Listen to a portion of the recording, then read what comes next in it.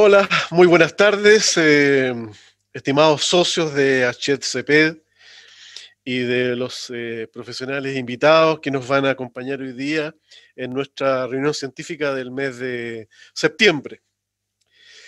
A continuación les voy a presentar a nuestros invitados que van a dar cuenta de la reunión científica de hoy día, pero antes una pequeña introducción a quienes no son socios de HCP, sino que se nos han unido interesados por el tema de políticas públicas y de dolor crónico. Les quiero contar que HCP corresponde a la sigla de la Asociación Chilena para el Estudio del Dolor y los Cuidados Paliativos. Nosotros somos el capítulo chileno de la Asociación Internacional para el Estudio del Dolor, la IASP, y también formamos parte de la Asociación Latinoamericana de Cuidados Paliativos. Somos una sociedad científica cuyos miembros son multiprofesionales, hay de todas las profesiones del equipo de salud, y que nos une tanto el interés, la investigación básica, la investigación clínica, el tratamiento clínico, la asistencia clínica de los pacientes, y también participa la industria y los medios, todos enfocados en poder difundir el conocimiento científico relacionado al tema de dolor crónico y de los cuidados paliativos. Tenemos reuniones científicas que son todos los meses entre marzo y diciembre de cada año y que corresponden tradicionalmente al último martes de cada mes a las 7 de la tarde, tal como hoy día nos hemos reunido el último día martes del mes de septiembre a las 19 horas. Los temas científicos, que son múltiples y de múltiples intereses, abarcan desde investigación científica, grupos vulnerables relacionados con dolor crónico y también temas de salud pública, que es la reunión temática de hoy día. Hoy día se va a presentar los resultados de una investigación que debo decir, y para que ustedes sepan, quienes se están integrando recientemente, corresponde a una inteligente y feliz iniciativa realizada por el directorio de nuestra asociación ya muchos años atrás, inicialmente dirigido por el doctor Norberto Bilbeni, y después continuó con la presidenta, la doctora Marisol Ahumada. Ellos en su principio y siguiendo, ¿no es cierto?, la misión de nuestra sociedad científica, se preguntaron ¿qué tan prevalente es el dolor crónico en Chile? Es poco prevalente, es muy prevalente, y así se hizo el primer estudio epidemiológico a través de una encuesta telefónica que fue posteriormente publicado en una revista científica de alto impacto y fue uno de los primeros estudios epidemiológicos de Latinoamérica e incluso del mundo. Y con los resultados obtenidos se surgieron nuevas preguntas, nuevos interrogantes, como corresponde habitualmente, ¿no es cierto?, con la investigación científica. Y esos nuevos interrogantes tuvieron que ver, dada esa prevalencia, ¿cuál es la carga de enfermedad? Y la siguiente pregunta, y dada la carga de enfermedad, ¿cuáles son los costos, tanto directos como indirectos? ¿Cuáles son las consecuencias? Y es así que a raíz de grandes educacionales que la industria nos ha permitido, hemos ido desarrollando en alianza con la Universidad Católica, con la Pontificia Universidad Católica, una serie de estudios y les vamos a presentar el último estudio, donde vamos a dar cuenta de los resultados en base a la última información de la última encuesta nacional de salud. Y es por eso que voy a presentar a nuestros relatores, en primer lugar, y quien va a presentar los resultados del estudio, al doctor Manuel Espinosa. Él es médico, él es profesor asociado del Departamento de Salud Pública de la Universidad Católica y es jefe de la unidad de ETESA de la misma universidad. Y a continuación da su mirada de política, con experiencias políticas públicas, el doctor Manuel Inostroza, quien va a hacer la analogía y las implicancias de los resultados que hemos obtenido hacia una mirada de política pública respecto al dolor crónico, ¿no es cierto? Más allá de la involucración o no del GES, si es necesario para Chile la necesidad de una política pública en términos del dolor crónico. El doctor Inostroza es un médico cirujano que tiene un máster en Estados Unidos, ha tenido cargos importantes, ha sido ex superintendente de salud y actualmente es el secretario ejecutivo del consorcio de las universidades de políticas de salud. Así que en primer lugar dejo al doctor Espinosa. Les reitero que las preguntas formúlenlas por medio de texto en el chat y al final de ambas presentaciones se las entregaremos a nuestros relatores. Así que en primer lugar, doctor Espinosa, lo dejo con la palabra. Muchas gracias, doctor Cárcamo. ¿Me escucha bien? Solo para chequear. Perfecto. Muchas gracias. Muchas gracias a todos por su presencia el día de hoy. Les presentaré entonces a continuación el estudio de carga de enfermedad y análisis de costo-consecuencias de dolor crónico en Chile, una actualización de unos estudios, un par de estudios previos que llevan el mismo título y que realizamos con colegas de la CHED hace algunos años, estudios que ya están publicados, y haré alguna referencia a ellos en las láminas que vienen a continuación. Partir reconociendo y agradeciendo al equipo de trabajo, al doctor Pedro Circo, que ahora reside en Londres y que estuvo a cargo de carga de enfermedad, y a mis colegas Carlos Balmaceda, Tomás Abbott, que han trabajado los temas de costos, y a mis colegas de la CHED, al doctor Cárcamo y al doctor Bilbeni, por su apoyo técnico. Partamos entonces por carga de enfermedad. Voy a hacer una mención inicial, que es que esta presentación originalmente tiene más de 150 láminas, en lo que nosotros trabajamos con los colegas, pero obviamente que está muy acortado, y lo que voy a hacer aquí es centrarme básicamente en los resultados y no en los temas metodológicos, que son los que nos toman mucho tiempo habitualmente. Así que voy directo a los resultados con unas menciones muy pequeñas metodológicas. El primer antecedente en carga de enfermedad que quiero compartir con ustedes es que nosotros ya hicimos un estudio de carga de enfermedad, pero a partir de la Encuesta Nacional de Salud 2010. Estos son los resultados que están publicados.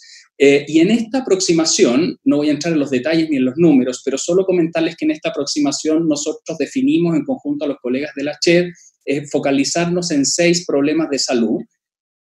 Incluían el lumbago, la osteoartritis de cadera, rodilla, hombro doloroso, fibromialgia, y también en ese momento incluimos síndrome miofacial, además del paquete completo del dolor crónico, que lo pregunta directamente la Encuesta Nacional de Salud.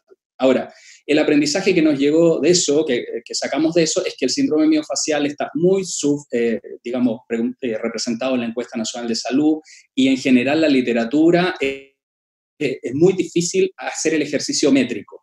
Por lo tanto, nosotros en esta actualización decidimos no incluir el síndrome miofacial por los problemas de datos que tenemos en la literatura. Así que restringimos el análisis a este foco de patologías, que son las 5, y además al dolor crónico como problema en su conjunto total. Ya, esa es la primera mención que quisiera aclarar.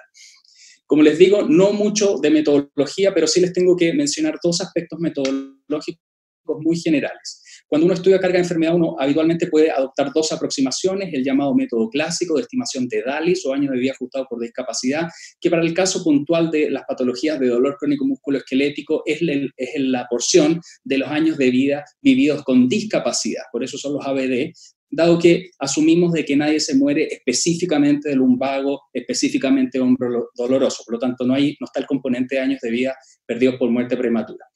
Algunas menciones importantes es que en este estudio particular hicimos 2 actualizaciones metodológicas conforme a la actualización de los métodos que guía el Instituto de Health Metrics de Seattle, que es el que fija la norma para el mundo.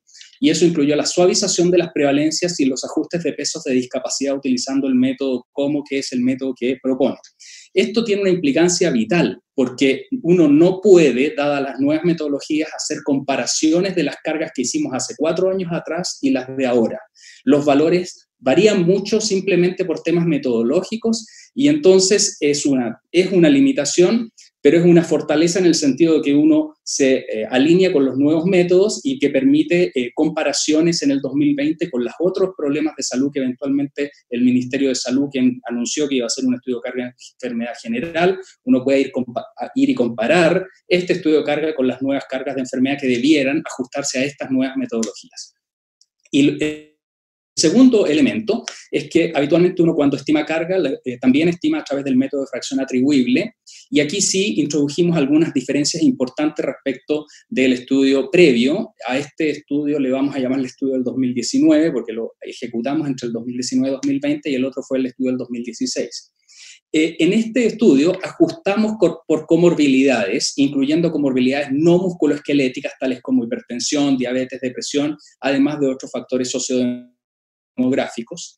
Y esto lo pudimos hacer porque en este caso tampoco utilizamos discapacidad como outcome, sino que utilizamos algo distinto, utilidades de estado de salud, utilidades que vienen por primera vez en la Encuesta Nacional de Salud 2016-17, cosa que no teníamos en la encuesta pasada. Y eso nos permitió introducir el ajuste por comorbilidades, lo cual fortalece, en nuestra opinión, las estimaciones. Por lo tanto, vamos a mostrar DALYs y vamos a mostrar estimaciones por fracción atribuible en base a los valores de utilidad de estados de salud. Entonces, vamos a los resultados. Este es un resultado que gusta mucho porque es la estimación de prevalencias en base a la última encuesta nacional de salud. Fíjense ustedes, la prevalencia del dolor crónico musculoesquelético, allá en la última línea como total, es 21.8%. Les muestro todo esto, está en inglés porque enviamos a publicación este paper, está en revisión en BMC Public Health, por eso que les pongo los mismos cuadros que tenemos en el paper que hicimos el envío. Entonces, 21%, ese es el valor que tenemos en base a la encuesta última nacional de salud. El lumbago sigue siendo el que tiene mayor prevalencia, un 6.9%, y de lo destacable de esta lámina es que encontramos un aumento de la prevalencia comparado a los datos anteriores y los datos que manejábamos en la fibromialgia. Ahora, un pequeño detalle es que en este caso la fibromialgia no se pregunta directamente, entonces hay que ocupar un método para poder estimar la fibromialgia a partir de los instrumentos que ofrece la Encuesta Nacional de Salud, y la Encuesta Nacional de Salud nueva comparada con la del 2010 no tiene el mismo instrumento, por lo tanto la forma de construir ese indicador varió significativamente. No voy a entrar en más detalle porque eso nos abriría todo un capítulo, pero ahí hay un primer mensaje. No es comparable el valor dadas las metodologías que hay de base. Segundo elemento, ya les comentaba de que nosotros hicimos un abordaje con utilidades de estado de salud. Conceptualmente, desde lo intuitivo, la utilidad dice relación con un estimador de calidad de vida relacionada con la salud. Por lo tanto, lo que nosotros hicimos fue utilizar esta estimación de utilidad o calidad de vida relacionada con la salud, que tiene una escala métrica muy bien definida y que la tenemos validada en Chile, a partir del instrumento Q5D que se aplicó en la Encuesta Nacional de Salud, y lo que vamos a preguntarnos es cuál es la disutilidad o la pérdida en utilidad. Dicho en simple, la pérdida en unidades de calidad de vida relacionada con la salud en cada uno de los problemas de salud. Fíjense ustedes que el problema que más pérdida de calidad de vida relacionada con la salud se obtiene es el de fibromialgia, seguido por la osteoartritis de rodilla. El dolor musculoesquelético en total tiene del orden de un 16% de pérdidas de calidad de vida relacionada con la salud en esta escala que va entre 0 y 100, en el entendido de que 0 es equivalente a perder tanta calidad como llegar al estado de muerte. Y lo interesante es que también pudimos ajustar, dado el instrumento que utilizamos, por las comorbilidades como hipertensión, diabetes y variables sociodemográficas. Por eso que al ajustar disminuye un poco la magnitud, es razonable, porque buena parte de esta disutilidad o de esta pérdida de calidad de vida está explicada por las otras comorbilidades que sufren los pacientes, ¿no? Por eso que es razonable que disminuya la magnitud, pero sigue teniendo esta misma gradiente, fibromialgia va primero y después osteoartritis de rodilla. Ahora bien, este es el otro gran resultado, el resultado de cuántos son los DALYs, porque los DALYs siguen siendo una métrica interesante, una métrica comparable entre distintas jurisdicciones, y entonces lo que quiero mencionar aquí es que el dolor crónico musculoesquelético en total tiene en nuestra estimación del orden de 503.000 DALYs. Les digo, no se puede comparar esta métrica de DALY con las del pasado, pero para que tengan ustedes un ancla de comparación, aunque no son estrictamente comparables, el último estudio de carga-enfermedad que se hizo en Chile, en el Ministerio de Salud, que se publicó año 2008, pero con datos de la Encuesta Nacional de Salud 2003, la primera causa de enfermedad era la enfermedad de hipertensiva con 200 y algo mil, ¿no? Entonces aquí el dolor en total es 503.000. Habrá que preguntarse en cuánto va la enfermedad hipertensiva y las otras que mostraban la primera causa de enfermedad. Y de esto, de nuevo aquí nos sale una cosa muy interesante. Históricamente había aparecido el lumbago como el que tiene más carga de enfermedad, pero ahora aparece la fibromialgia, y esto, de nuevo, hay un tema ahí metodológico con la medición que dice relación con las prevalencias y con el instrumento que uno mide la fibromialgia. Pero lumbago y fibromialgia parecen ser las que explican la mayor carga de enfermedad, y esto también se ve cuando uno mira esta otra aproximación, que es la aproximación de las fracciones atribuibles, que la podemos operacionalizar con las pérdidas de utilidad o pérdidas de calidad de vida, expresadas ahora para la población, sigue un poco la misma lógica. O sea, la principal carga explicada por discapacidad o por pérdida de calidad de vida es fibromialgia, lumbago, el top, digamos, del problema.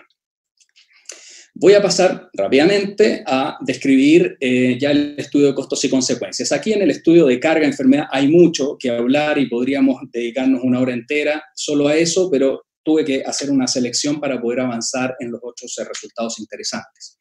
El primer antecedente en el estudio de costos es nuestro previo estudio de costos publicado en Payne Reports, donde el número global fue de 547.000 millones de pesos. Ese fue el número anterior al cual llegamos, que, como bien declaramos en esa publicación, en todas las presentaciones, es una subestimación, porque fuimos conservadores en la estimación de costos. Entonces, podemos decir que al menos, con datos 2010, se gastaban en Chile 547.000 millones, pero actualizado a costos del año 2016, que era el momento que lo informamos, ¿no? Entonces, solo para los que no están familiarizados con la metodología, el análisis de costo-consecuencia muestra los costos por un lado, las consecuencias por otro, sin integrar los dos componentes. Esto no es como costo-efectividad o costo-beneficio que integra costos y consecuencias. No, aquí la lógica es ser más bien descriptivo, mostrar los costos por un lado, las consecuencias por otro, y una lista de consecuencias, un conjunto de resultados de directos e indirectos para el sistema de salud. Y eso es lo que hicimos. Entonces, desde la perspectiva de los costos, lo que fuimos a ver eran costos sanitarios directos, y estos los dividimos en dos. Uno, los costos derivados de la atención de servicios de salud para problemas derivados del dolor crónico musculoesquelético, y segundo, los costos asociados a los subsidios de incapacidad laboral, en términos simples, las licencias médicas, ¿no? Que son pagadas por los aseguradores, y por eso lo pusimos como costos directos. En el lado derecho de la lámina están los costos indirectos, que en este caso fueron una estimación de las pérdidas de productividad laboral, que no es lo mismo que el costo que pagan los aseguradores por la licencia, sino que es lo que pierde la sociedad como consecuencia de que la gente deja de trabajar. Y por el lado de las consecuencias, ocupamos la misma aproximación que ya habíamos utilizado en el estudio anterior, donde tenemos por un lado las consecuencias sanitarias a la izquierda de la lámina y las consecuencias no sanitarias a la derecha de la lámina.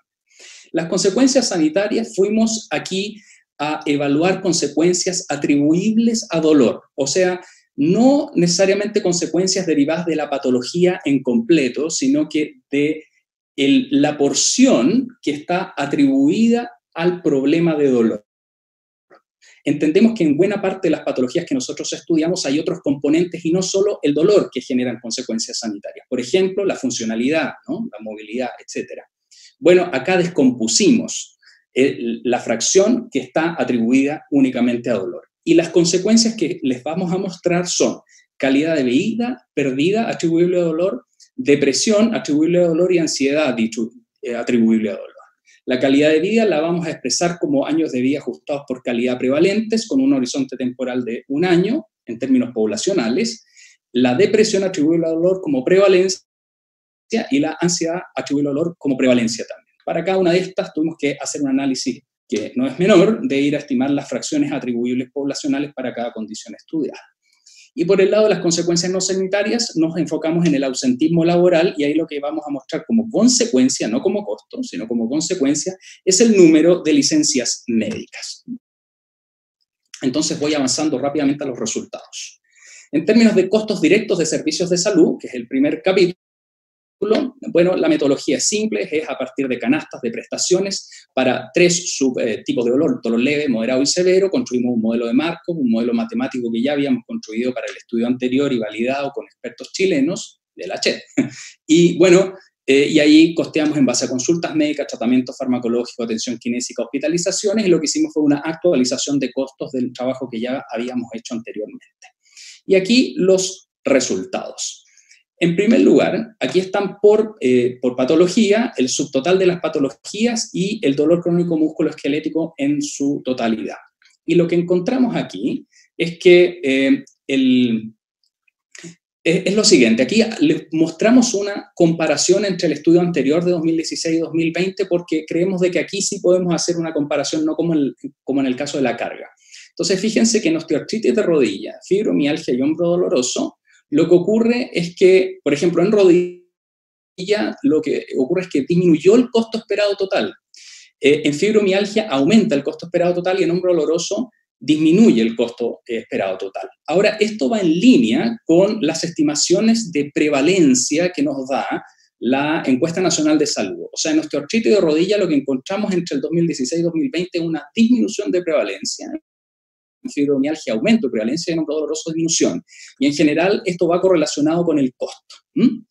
El por qué esas disminuciones de prevalencia es otro capítulo y tiene que ver mucho, o sea, con los datos. En el caso de osteoartritis de rodilla, hombro doloroso, el instrumento no cambia, es lo que dice la Encuesta Nacional de Salud. En el caso de fibromialgia, tiene que ver con la metodología de estimación.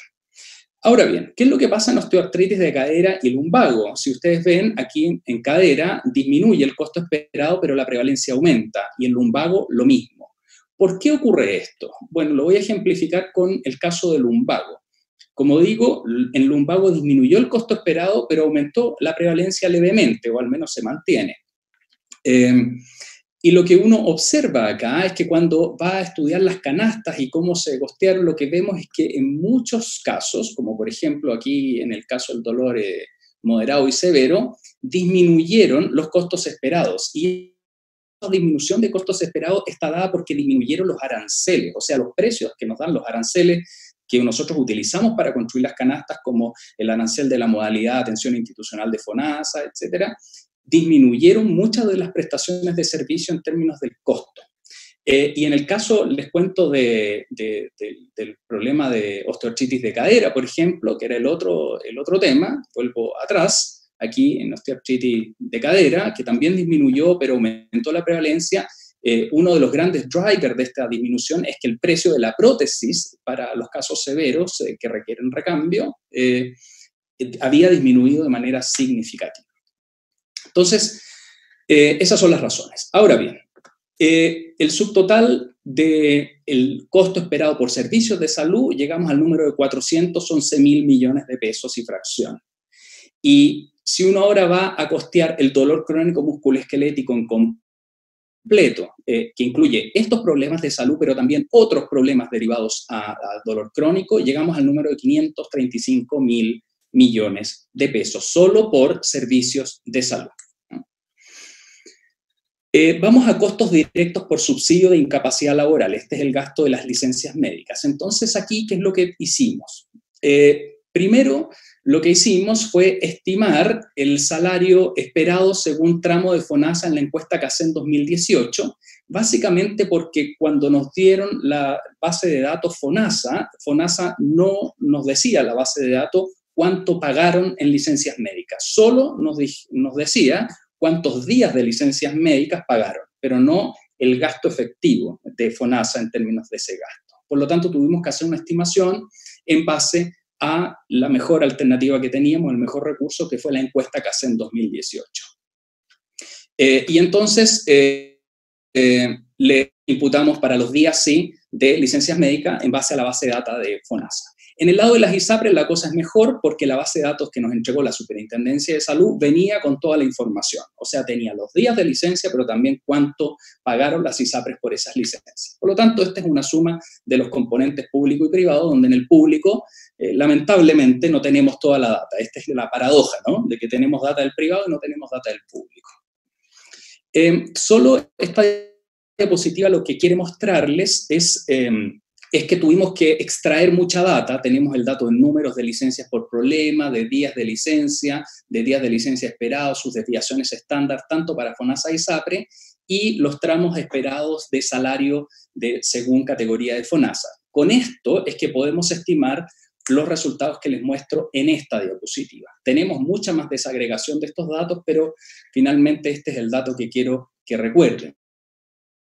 Aquí están los números de licencia, día de licencia esperado y finalmente los costos por ausentismo laboral. Esto es la estimación de cuánto se pagó en Chile por licencias debido a cada uno de estos problemas, que en su total suman, para las 5 enfermedades que modelamos, el valor de 50.200 millones de pesos. Ese es el valor final, 50.200 millones de pesos en un año.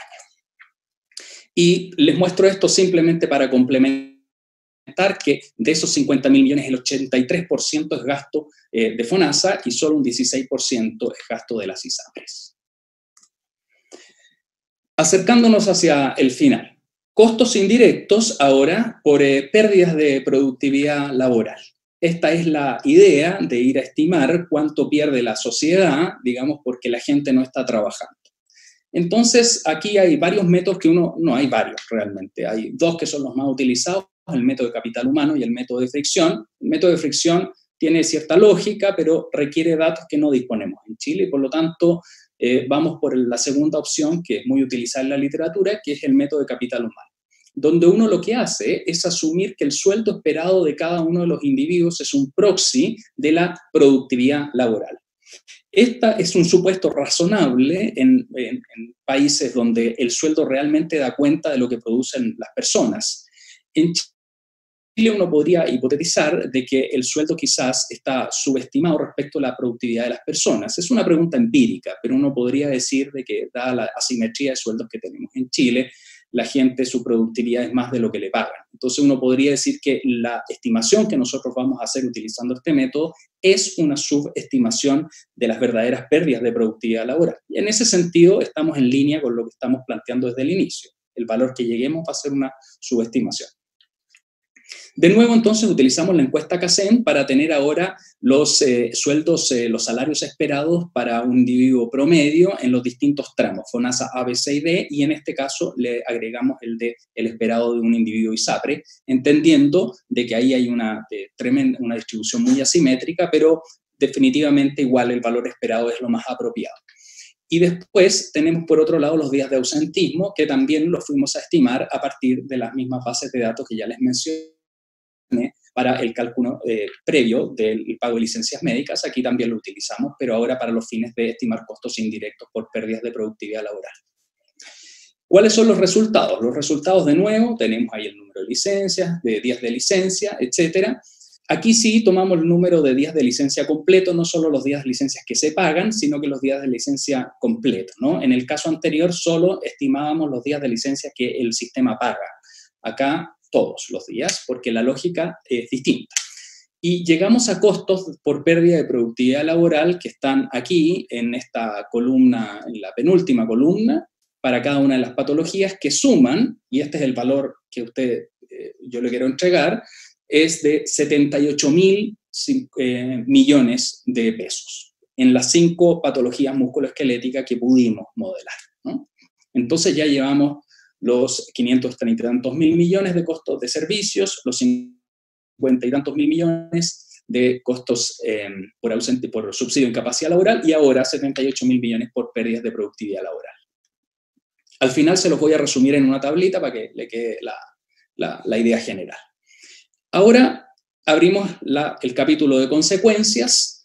En el capítulo de consecuencias ya le mostré qué es lo que logramos modelar, y aquí están los resultados. Entonces, le muestro para cada una de las patologías, le muestro las consecuencias de calidad de vida perdida atribuible a dolor en términos de QALYs prevalentes perdidos atribuibles a dolor, depresión en términos de número de casos atribuidos a dolor, ansiedad, la misma métrica, y ausentismo laboral en términos de números de licencia. Entonces, si usted empieza a observar, ahí hay 3 patologías: fibromialgia, osteoartritis de cadera y rodilla.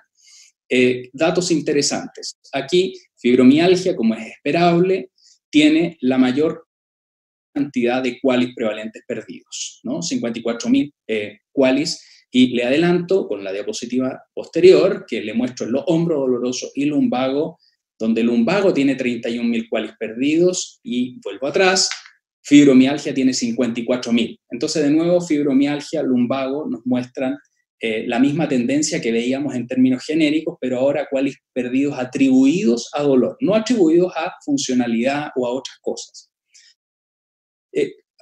Solo si es que alguien sigue teniendo alguna duda respecto a esto, esto es como la siguiente idea, permítame ilustrarlo. Piense usted de que tiene un paciente con osteoartritis de rodilla, donde el cómo afecta a la enfermedad en la calidad de vida estuviese explicado solo por dos dimensiones, el dolor y la funcionalidad. Y usted a ese paciente le arregla la funcionalidad, le pone una prótesis, no sé qué hace, le arregla la funcionalidad, pero el dolor se mantiene tal cual era antes. En ese caso, lo que estaría perdiendo de la población en esa situación es esta estimación de 21.720 cuales, ¿no? Cuando usted descompone los problemas que afectan la calidad de vida y deja solo la cantidad atribuible a dolor. Esa es la idea. Y de nuevo, fibromialgia lumbago lleva en la delantera.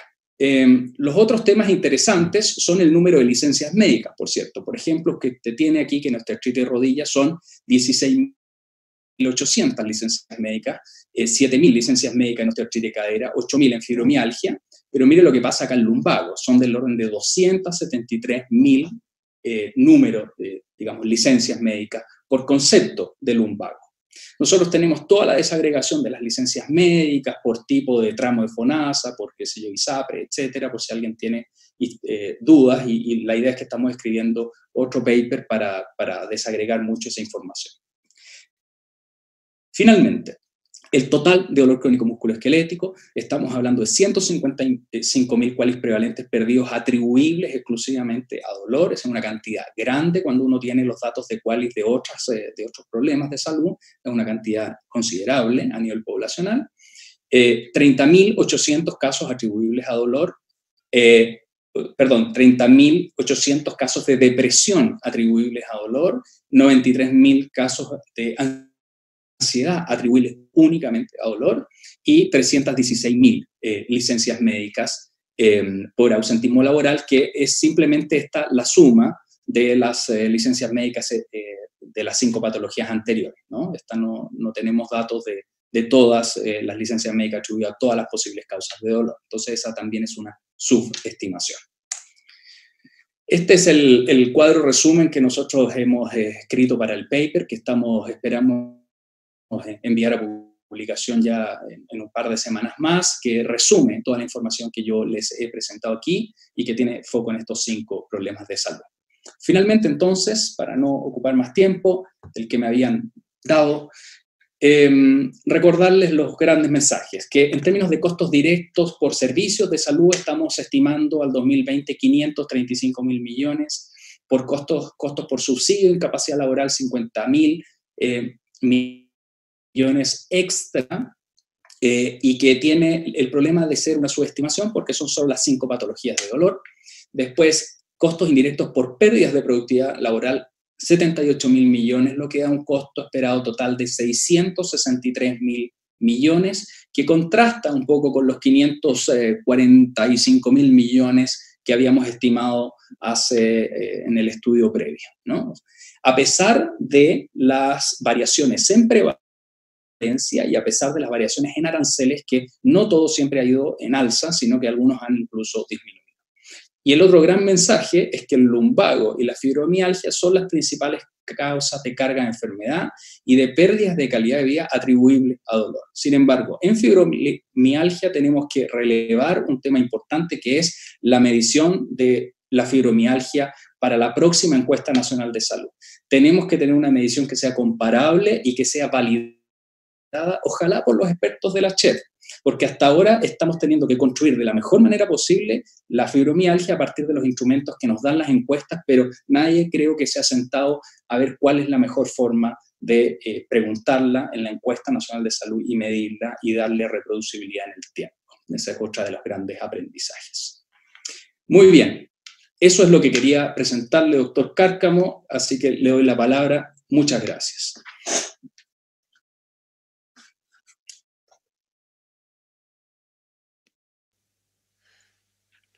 Muchas gracias, Manuel Antonio, doctor Espinosa. por su presentación, por la capacidad de síntesis, además de la tremenda cantidad de información que hay, no solo con el último estudio, sino que también con el estudio previo.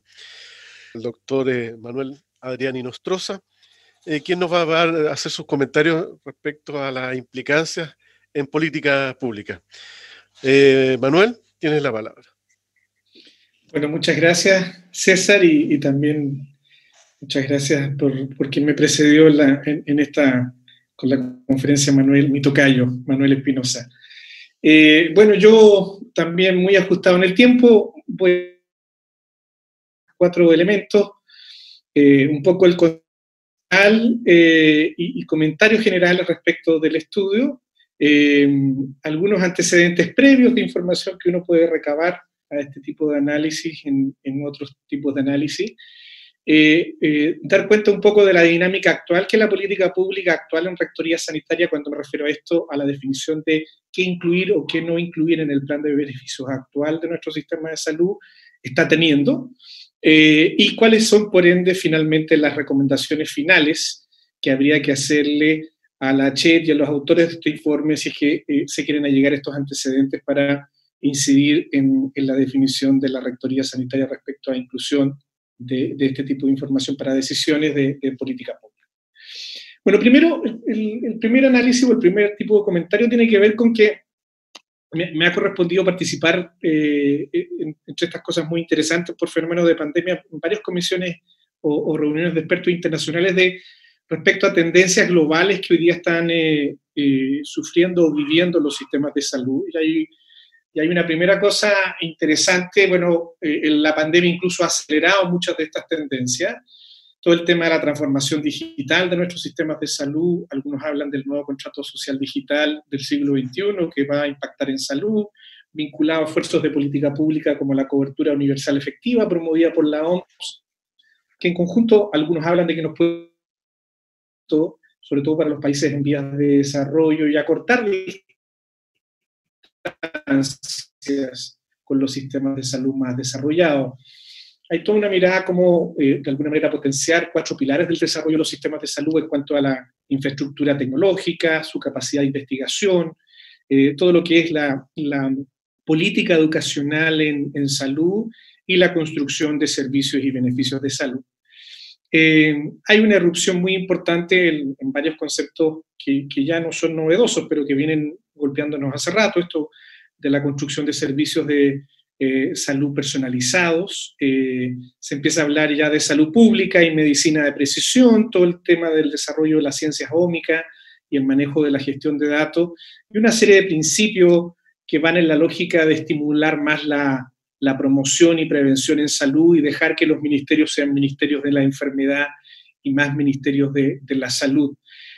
Solo por mencionar algunos muy rápidamente, y lo pongo a propósito de esto, porque creo que estudios como el que se nos acaba de presentar está muy alineado con las tendencias globales y mundiales, y que de alguna manera uno tiene la sensación de que son espacios de conversación en las que la política pública más chilena resulta un poco más provinciana. Aquí estamos todavía peleando entre ISAPRE y FONASA, entre la excesiva politización o ideología respecto a algunas soluciones, cuando en el mundo global las tendencias incluso dan por ser superado a ese tipo de discusiones. Y solo por mencionar, solo para terminar esta primera parte de reflexión, hay una serie de reflexiones respecto a cómo manejar o gestionar la complejidad del sistema sanitario global hoy día, donde el tema de la asignación de valor, y hay todo el estudio y el aporte que ha hecho la salud pública y particularmente la línea de economía de la salud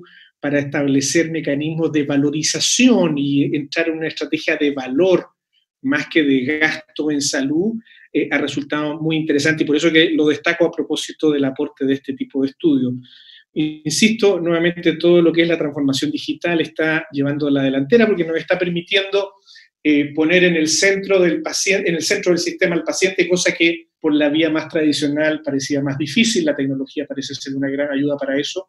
Y la tercera y última dimensión de tendencias tiene que ver con cómo el sistema de salud se aboca a los cambios de comportamiento en salud, con todo lo que se llama la transformación del personal de salud más bien en un coach y en un consejero para promover estilos de vida saludables.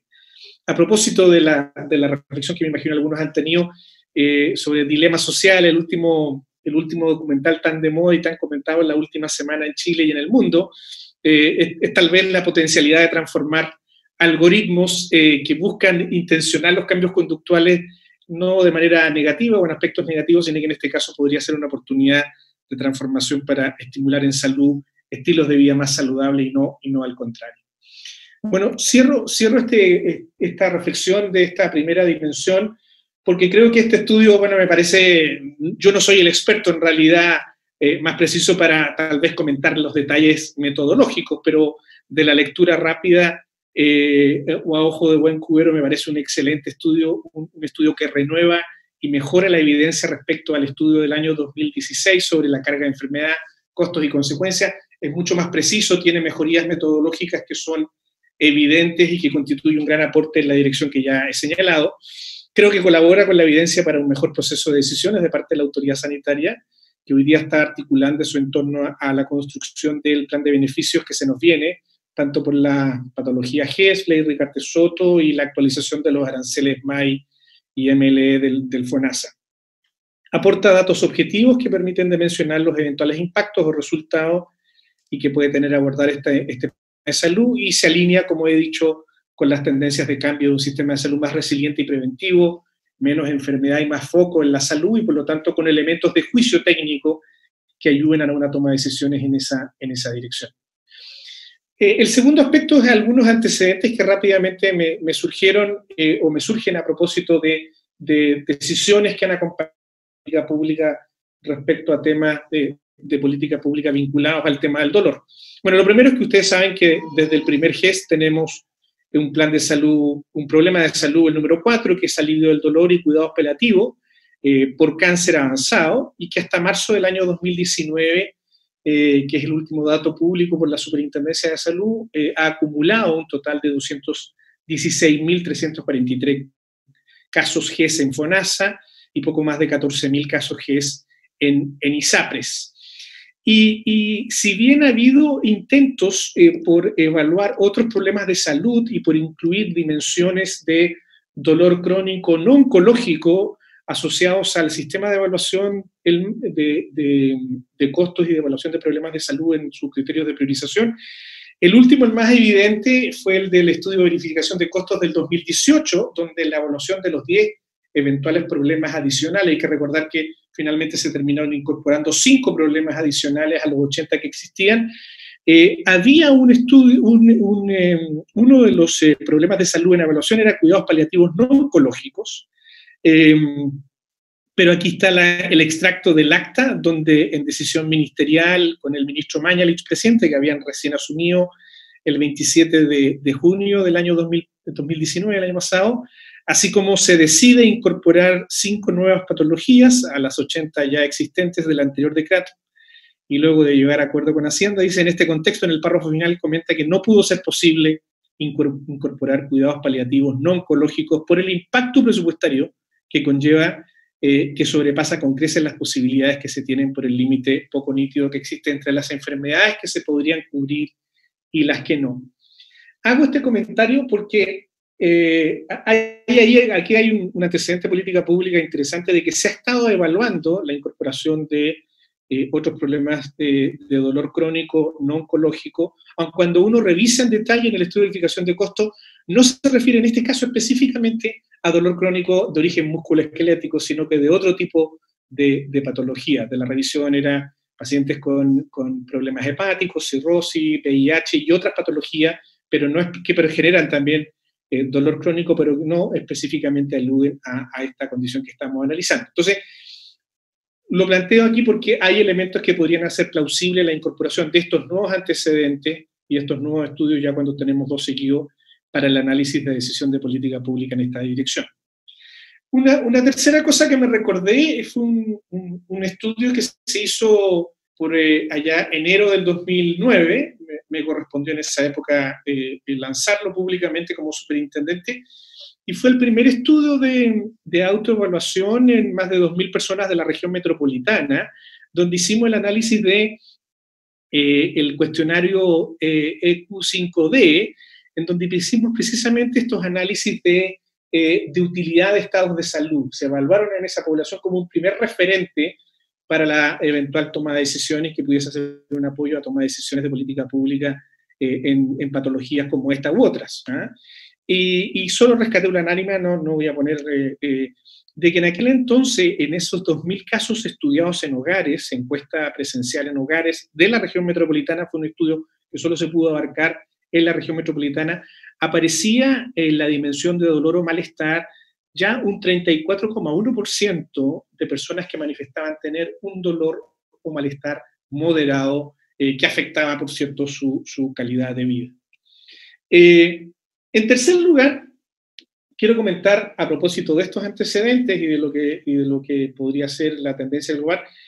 Sin embargo, lo que a mi juicio es una dinámica de rectoría que no necesariamente ha ido avanzando tan rápido como debiera. Hay algunas iniciativas que podrían ser prometedoras, pero básicamente encuentro 5 elementos a destacar de la actual política o dinámica de política pública. La primera es que pareciera ser algo positivo el que se haya establecido, por información a la que tuve acceso, por primera vez desde el año 2019, desde el año pasado, una mejor coordinación estructural en la división de planificación sanitaria entre la construcción de toma de decisiones y criterios de decisión y de priorización entre la unidad GES y la ley Ricarte-Soto. De hecho, se fusionó en una sola unidad al interior de la DIPLAS, algo que antes iba por carriles completamente separados, y en la misma DIPLAS también estando el departamento de ETESA, lo que augura al menos un mejor espacio de coordinación y no de decisiones combinadas que no necesariamente hablaban de un buen aprovechamiento de este tipo de análisis o de herramientas de priorización.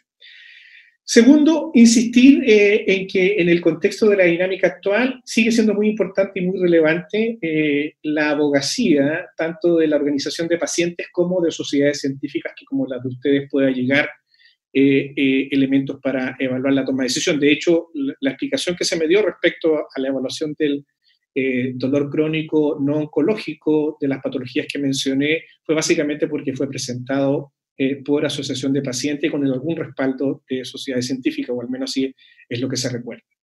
En tercer lugar, que sigue siendo tremendamente importante la evaluación de costos y consecuencias versus el presupuesto.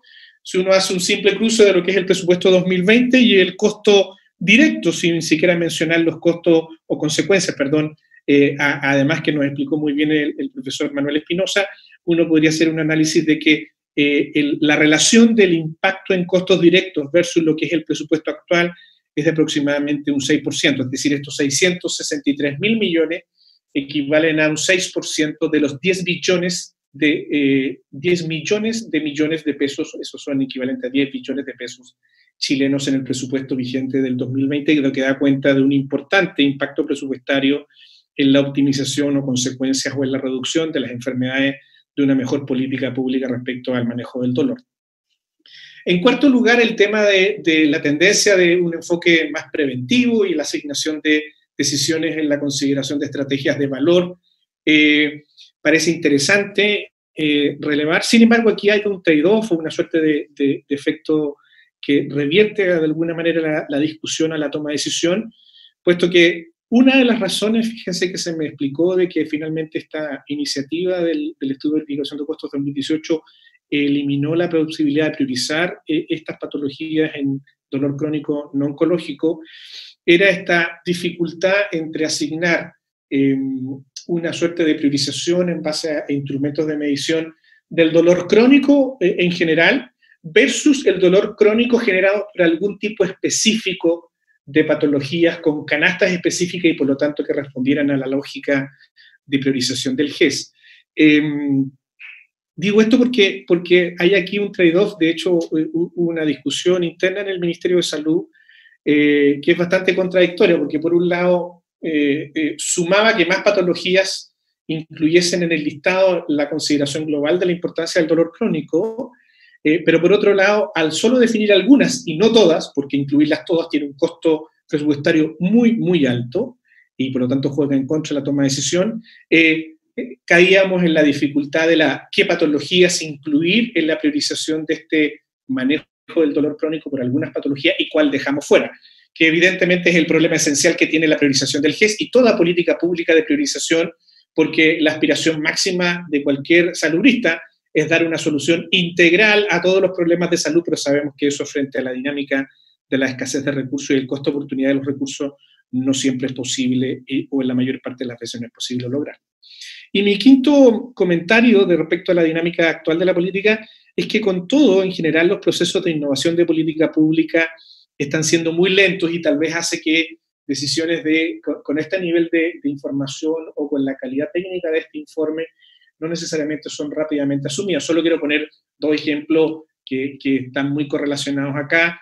Por ejemplo, el caso de GRD, el primer estudio que se levantó en Chile, también precisamente con el apoyo de la Universidad Católica y con financiamiento Corfo, fue hecho el año 2003, y recién el 2020, 17 años después, GRD se convierte en un instrumento de asignación de recursos en los hospitales públicos chilenos.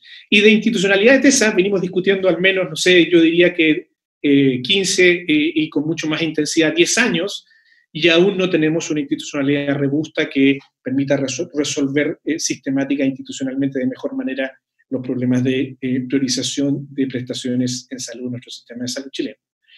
Cierro, por ende, estas tres consideraciones previas para mis recomendaciones finales, habiendo revisado con mucho interés el estudio y el informe que nos entrega el equipo de la Católica y liderado por el profesor Manuel Espinosa, y que es una suerte de resumen respecto de consideraciones que tienen que ver con lo que he comentado hasta ahora. Primero, siento que si queremos de alguna manera acelerar procesos y que no sea tan lento, que este tipo de iniciativa, que este tipo de análisis contribuya mucho más rápidamente a mejorar la definición de política pública y de planes de beneficio en nuestro sistema de salud, requeremos alguna estructura en el MinSal que esté preocupada, como ocurre en otros países del mundo, en sus sistemas de salud, de activar, de intencionar el desarrollo de innovación y modernización de nuestro sistema de salud. El mundo se está moviendo aceleradamente. Solo por mencionar un ejemplo, salud personalizada y vinculada al desarrollo genómico ya tiene expresión estructural en muchos ministerios de salud del mundo, incluso en algunos de América Latina, y Chile está ajeno a esa discusión.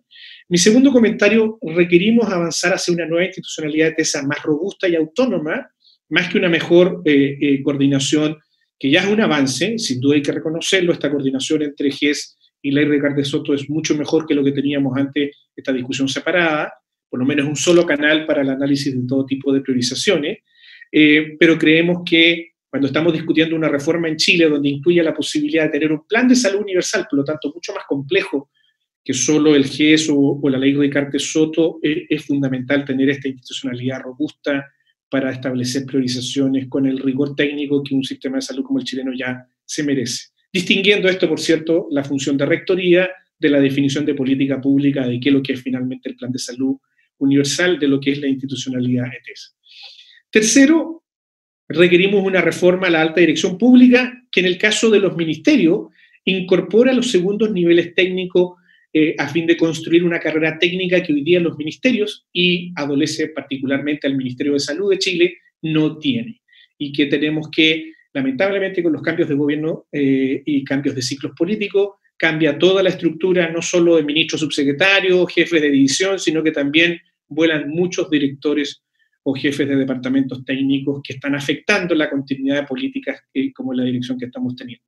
En cuarto lugar, creo que es necesaria, en este caso, a estas alturas ya, por el impacto y los datos que muestran estudios como los que se ha señalado, la definición de una política nacional de manejo de dolor crónico. Hay alguna política de manejo de dolor oncológico que surgió a propósito del problema de salud, cuidados paliativos, pero no existe al menos una definición de política nacional de manejo del dolor crónico no oncológico, e incluso estuve revisando ahí varias propuestas académicas en esa dirección que podrían ayudar a esa definición, y que sobre la base de la cual se pudiese evaluar la presentación de este informe o de otro tipo de análisis que ayudase a que el decreto GES 2022-2025, que ya se está empezando a trabajar en este año 2020, permita la construcción de una canasta de prestaciones para el manejo del dolor crónico no oncológico, que incluya 2 dimensiones de política pública vinculado al dolor crónico no oncológico. Uno, la dimensión de prestaciones en la atención primaria, que requiere ser resuelta. Hay algunos, por cierto, avances que hemos tenido, sobre todo con los centros de rehabilitación integral que se han incorporado a la atención primaria, pero que no da cuenta de todos los problemas de dolor crónico musculoesquelético, y de aquellos casos que no pudiendo ser manejados en un nivel primario o en un nivel de medicina general, como la vinculación al sector privado ISAPRE, en un manejo refractario, que puedan ser resueltos en el nivel secundario, y que eso forme parte de un decreto que pudiese empezar a presentarse ya ahora con la información que se nos ha mostrado en este excelente informe. Esos son mis comentarios de política pública.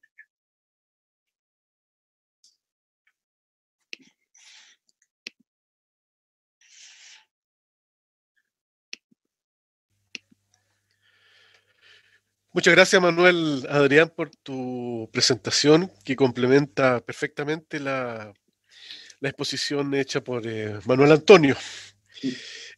Vamos a hacer ahora las rondas de preguntas. Hay varias preguntas que tienen que ver con metodología, pero quisiera en primer lugar indicar que hay muy buenos comentarios, que hay felicitaciones para ambos de parte de la audiencia. También a nombre del directorio les queremos dar las gracias y felicitarlos por la excelencia de las presentaciones. Eso en primer lugar. Respecto a las preguntas metodológicas, hay algunas que entiendo que producto del acortamiento de la presentación hay información que no se entregó y que probablemente tiene que ver con eso la pregunta. Por ejemplo, dice, ¿por qué hablan de número de licencias médicas cuando una licencia puede tener una duración variable? ¿No sería más correcto hablar de número de días con licencias médicas en el estudio de costo-consecuencia? Manuel Antonio. Sí, absolutamente. Eso es una... todavía estamos abiertos a mostrar más datos. Aquí seleccionamos algunos datos y esa es un poco la oportunidad que tenemos con ustedes, con los miembros de la CHED, de poder revisar esas métricas. Si es que les hace más sentido otra, podemos mostrar, porque la información la tenemos. Y hay que ver, nos parecía que en una primera abordaje del problema, el mostrar el número de licencias médicas podía ser una métrica que generaba cierto impacto. Pero ya les digo, o sea, la información está y probablemente en el segundo paper que estamos escribiendo vamos a desagregar mucho eso y en ese sentido cualquiera de estos comentarios más que bienvenido. Otra pregunta metodológica que les llamó la atención a quien hace la consulta, la diferencia entre los días perdidos por discapacidad del lumbago crónico entre el 2016, el estudio del 2016 y el 2019, entre, no sé, 300.000 y a 150.000. ¿Por qué hay tanta diferencia? Esa es la pregunta. Creo que tú lo mencionaste, pero sería bueno que lo dijeran nuevamente. ¿De qué estábamos hablando? ¿De los días perdidos? ¿De qué métrica? De los días perdidos por discapacidad. De los años de vida por discapacidad, perdón. Ahí hay un tema metodológico muy importante. Y es que, primero, el Instituto de Health Metrics de Seattle, que es el que le fija pauta al mundo de cómo hacer las estimaciones métricas, ha hecho cambios en los últimos años que son muy importantes. Por ejemplo, nos cambió los pesos de discapacidad. Primera cosa, los pesos son muy distintos. Nos cambió la manera de cómo clasificar la intensidad del dolor. Antes nos clasificaba en leve, moderado, severo, ahora nos aumentó en 4 clasificaciones y nos da peso para 4 especificaciones. Nos adicionó un método de ajuste, que es un método de ajuste bastante complejo y que nos costó un poco implementar en R, que es el software que utilizamos, etc. O sea, la distinción metodológica es muy grande y por eso que los números no son comparables. Entonces, por eso que el mensaje aquí, finalmente, y es lo que discutimos, César, si tú recuerdas, es que la métrica que estamos presentando hoy día tiene valor en cuanto es comparativa con otros estudios de carga que se hagan en el 2020 y con otros estudios que se hagan con esta misma metodología en el resto del mundo, digamos. Y nos alineamos con las metodologías actuales, pero hacer la comparación para atrás podemos estar incurriendo en errores porque hay demasiadas variables que cambian solo por aspectos metodológicos de quien guía la metodología en estos temas. Hay una pregunta técnica para Manuel Adrián.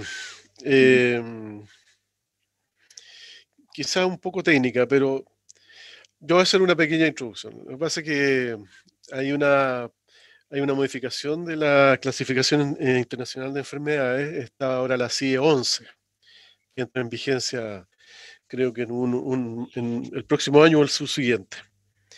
Y en ella se incorpora al dolor crónico ya no como un síntoma que acompañaba a numerosas enfermedades que formaba parte de la antigua clasificación, sino que en esta CIE 11 el dolor crónico aparece diferenciado como una enfermedad, como tal.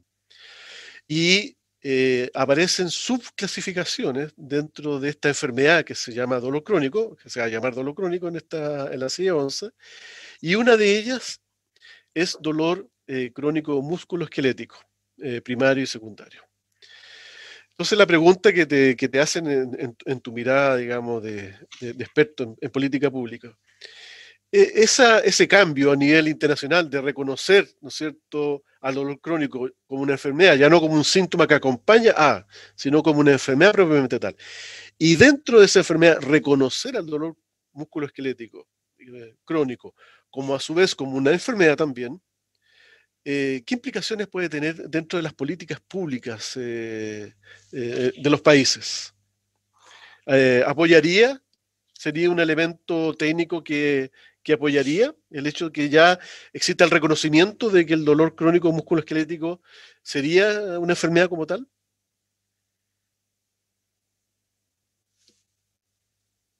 Tiene el micrófono apagado.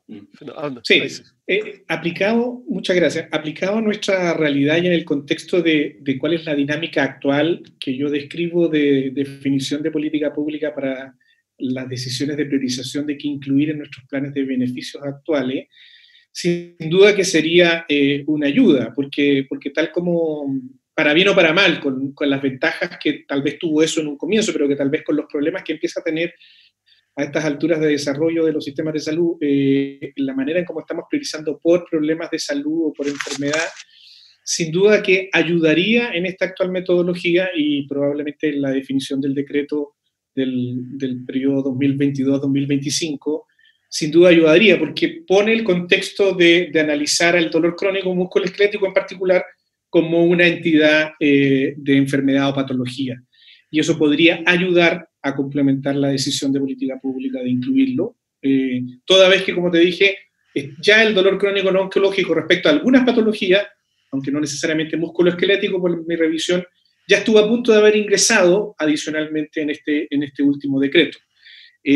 Así que yo creo que eso ayudaría. Ahora, eso no necesariamente significa que esa manera de definición de priorización sea la correcta o adecuada que deberíamos mantener. Por eso que la idea está, por ejemplo, de construir un plan de salud universal, mucho más equitativo y mucho más integral de dimensiones, de valor y de problemas de salud que no estén asociados solo a patologías específicas, parece ser una dimensión que debiéramos empezar a emprender como reforma. Pero en las actuales circunstancias, en términos prácticos, va a ayudar.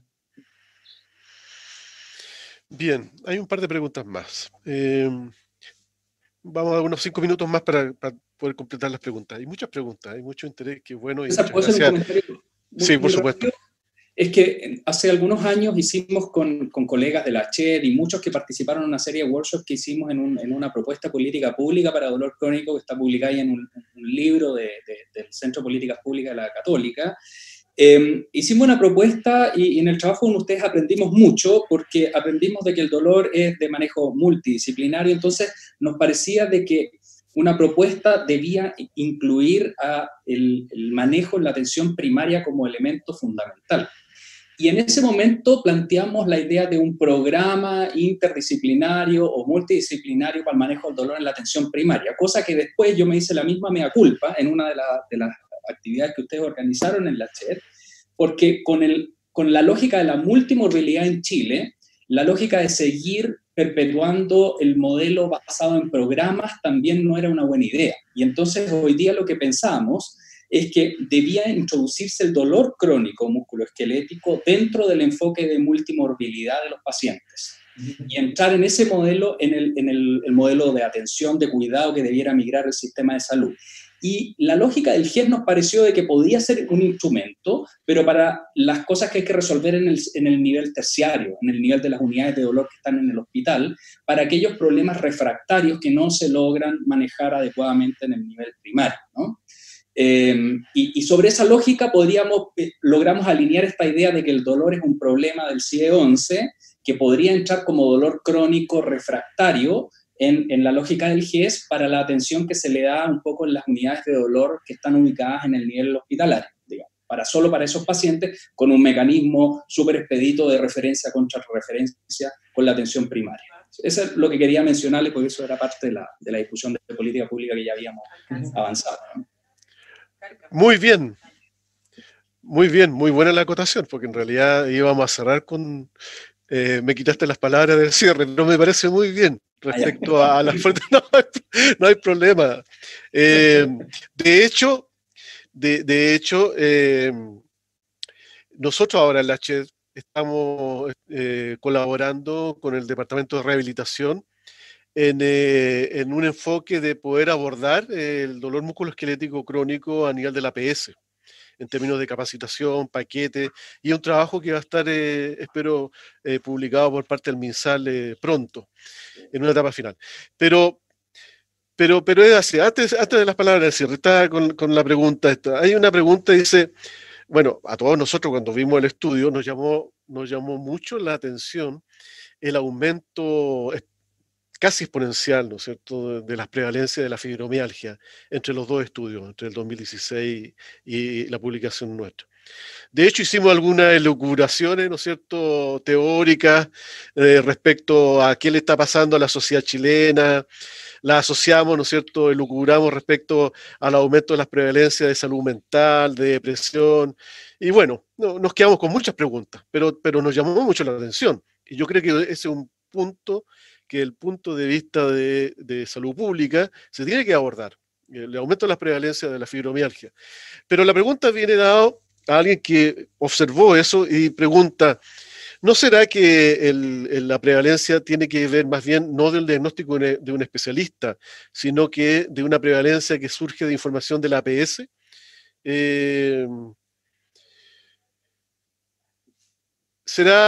¿Tiene que ver con eso?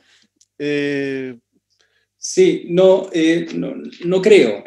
A ver, ninguno de nosotros estamos cómodos con el valor que obtuvimos porque nos genera ruido. O sea, como personas insesgadas que somos, que entramos a estudiar los datos, nos genera ruido. Eso es, estamos súper alineados en eso. Pero cuando empezamos a revisar, el tema es que la construcción del diagnóstico, de decir este paciente tiene versus no tiene fibromialgia, se hizo con dos instrumentos completamente distintos en la encuesta 2010 y en la encuesta 2016. No estaba el mismo instrumento que, de hecho, tenía bastante mejores propiedades psicométricas del 2010, no estaba disponible el 2016, entonces lo que hubo que hacer es hacer una construcción un poco nueva con los datos que entrega la encuesta. Y eso genera ruido. Y es posible de que nuestra estimación en eso tenga alguna falla. No creo que tenga relación por la manera como se construyó con el tema de APS o no APS, porque esta es una encuesta nacional de salud, es una encuesta que va a una muestra representativa de la población, se le hace una encuesta a cualquier persona, digamos. Entonces, no creo que ese factor sea el determinante. Pero el tema es que el gran aprendizaje aquí es que si la fibromialgia efectivamente tiene una prevalencia del orden de la cual estamos estimando, es una enfermedad importante. Es una enfermedad que está no visibilizada, requiere visibilizarse más, y lo que tenemos que hacer para la próxima encuesta es tener un mejor instrumento para tener una mejor medición. Y yo creo que ahí la sociedad científica tiene que tener un rol muy importante en ser propositivos de cuál es la forma, cuál es el instrumento para introducir en la encuesta nacional de salud para confiar en la nueva medición. Después podemos abrir el capítulo de cómo efectivamente se hizo la medición, pero da para largo eso, ¿no? Bien, ya estamos en la hora. Les quiero, a nombre de la audiencia y del directorio de la asociación, dar las gracias a ambos Manueles, Manuel Antonio y Manuel Adrián, por el tiempo que han dedicado para participar en este evento de la CHED, cuya misión es difundir el conocimiento científico y estimular el estudio, el desarrollo y la investigación para, ¿no es cierto?, el estudio del dolor y de los cuidados paliativos. Es nuestro interés que en estas presentaciones la audiencia, donde dentro de la audiencia existen epidemiólogos, existen clínicos, investigadores básicos, tomen la información que nosotros estamos entregando y ellos en sus respectivos ámbitos de acción, campos de trabajo, puedan a su vez, ¿no es cierto?, desarrollar y mejorar el conocimiento que finalmente esperamos que se traduzca en mejores mecanismos de prevención y de tratamiento del dolor. Nosotros estimamos como ACHED que el dolor crónico, voy a decir cosas que redundan, el dolor crónico es una enfermedad crónica, es una patología crónica. Tiene prevalencias que en distintos estudios, tanto a nivel internacional como nacionales, la sitúan entre un 20 y un 30% de la población. Mayoritariamente dolor moderado y severo, con gran impacto sobre la productividad. El doctor Nostroza nos mostró que podría representar el 6% del presupuesto actual de este año, lo que significan los costos y consecuencias, ¿no es cierto?, de esta enfermedad del dolor crónico musculoesquelético. Y es por eso que si tenemos una enfermedad crónica de alta prevalencia, con gran impacto en la productividad y en la calidad de vida, y que hoy día requiere un manejo en la atención primaria, vamos para allá. Efectivamente, nosotros estamos muy interesados de que a nivel de la APS se maneje, se capacite, tengan la herramienta. Y respecto a lo que decía el doctor Espinosa, que se incorpore dentro de la mirada de multimorbilidad, le quiero adelantar, por ejemplo, un detalle técnico, que es algo de especialista. La artrosis de rodilla se relaciona fisiopatológicamente con la obesidad, pero no tiene que ver con el peso. Alguien podría decir que los gorditos al pesar más se dañan más las rodillas. No, tiene que ver con mecanismos bioquímicos, por mecanismos de inmunomodulación, por citoquinas que están relacionadas a la grasa abdominal que producen daño en las articulaciones, especialmente en las rodillas. Y por lo tanto uno puede observar que pacientes obesos tienen mayor prevalencia de artrosis de rodilla, y a su vez pacientes obesos son diabéticos, y los pacientes diabéticos tienen polineuropatía, y los que tienen polineuropatía tienen mayor prevalencia de ciertos tipos de dolor crónico. Efectivamente, el manejo de multimorbilidad debería ser un manejo que se debiera hacer a nivel de la APS. Y en los lugares, en los centros o en las unidades de dolor crónico y cuidados paliativos a nivel hospitalario, tener por vía de referencia y contrarreferencia, ¿no es cierto?, y con complementariedad público-privada adecuada, el manejo de los casos que son refractarios, y así poder enfrentar mejor. Y estamos seguros que vamos a tener una mejor medicina, un mejor control del dolor crónico y ahorro de recursos y una población más sana y mejor productividad para nuestro país. Así esperamos que ocurra con reuniones como esta y con la excelencia de los relatores que hemos tenido, el doctor Espinosa y el doctor Nostroza. Nuevamente, muchas gracias. Y a todos ustedes, queridos amigos, socios, invitados, están cordialmente invitados para las reuniones futuras de nuestra asociación, que son el último martes de cada mes, y cuya información la entregamos por las redes sociales y por nuestras redes de distribución, los canales de distribución a los socios. Muchas gracias por acompañarnos. Muy buenas noches a todos. Gracias, Manuel, Adrián, Manuel Antonio. Gracias a todos. Chao. Muchas gracias. Chao, gracias a ustedes. Chao, muchas gracias.